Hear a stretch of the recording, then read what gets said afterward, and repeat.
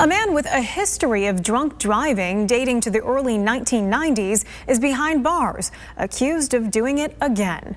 Is Michigan tough enough on repeat offenders? TV5's James Felton is asking the tough questions.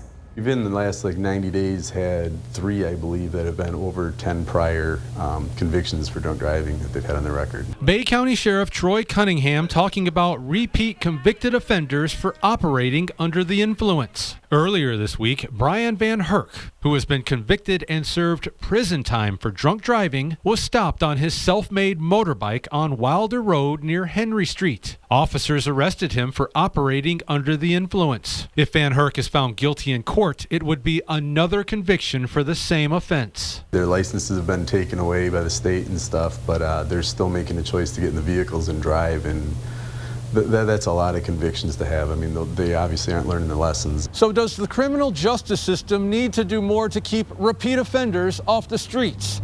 We asked Midland County Prosecutor J.D. Brooks for his thoughts on this issue. After you've been through the system once, how could you think about driving again after you've been drinking? It's just, I think there's really no excuse. Brooks tells us he fully supports striking a balance between trying to rehabilitate and address the underlying problem, saying that just locking every first-time drunk driver up isn't the answer, but he feels differently about habitual offenders. Drunk and drug and distracted drivers are some of the most dangerous people in our communities, and we do have to look at long-term incarceration on the people that have proven they're not going to stop. For his part, Cunningham agrees. If they're not learning their lessons, I think they should be locked up, and off the roads, keeping the rest of us safe. Reporting in Bay and Midland counties, James Felton, WNEM, TV5.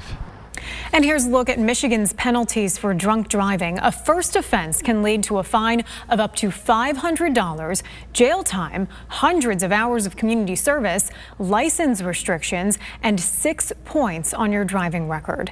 And they get more severe with each arrest. You can see the penalties for yourself by going to the Hot Links section on the TV5 homepage.